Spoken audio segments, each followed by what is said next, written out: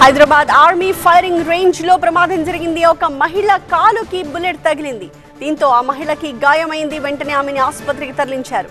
Army జవాన్లు firing practice చేస్తుండగా ఈ ప్రమాదం జరిగింది. ఈ నెలలో ఇది రెండవ ఘటన అని స్థానికులు చెబుతున్నారు.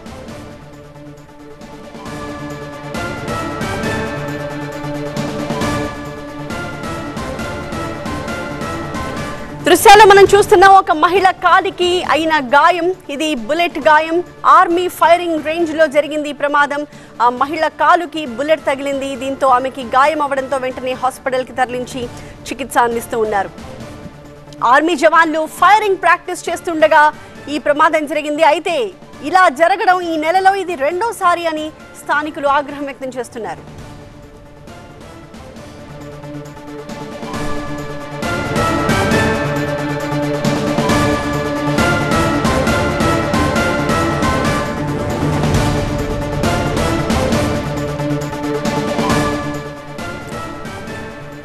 ఆర్మీ జవాన్లు సాధారణంగా ఫైరింగ్ ప్రాక్టీస్ చేస్తూ ఉంటారు. ఇతరత్ర ప్రాక్టీసెస్ చాలా రెగ్యులర్ గా జరుగుతూనే ఉంటాయి.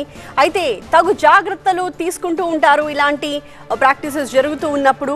అయితే ఈ నెలలో ఇది రెండోసారి ఇలా జరగడం అని చెప్పి స్థానికులు అంటున్నారు. ఒక మహిళ కాలికి అయిన బుల్లెట్ గాయాన్ని మనం చూస్తూ ఉన్నాము.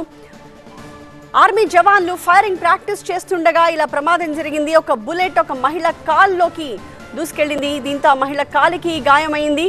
వెంటనే ఆమెని ఆసుపత్రికి తరలించారు.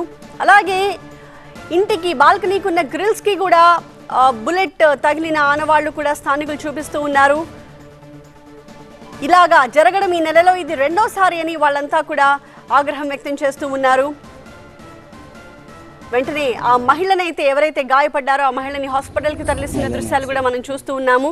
హైదరాబాద్ ఆర్మీ ఫైరింగ్ రేంజ్ లో జరిగింది ఈ ప్రమాదం.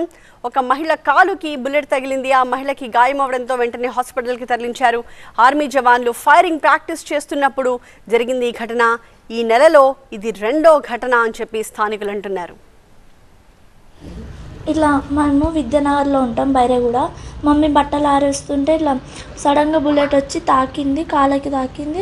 ఇంకా అప్పుడే పోలీసు వాళ్ళకి చెప్తే పోలీసు వాళ్ళు వచ్చి మమ్మీకి చూసి ట్రీట్మెంట్ అయినా చేసేసి ఎంక్వైరీ చేసి మళ్ళీ హాస్పిటల్కి తీసుకెళ్ళినారు.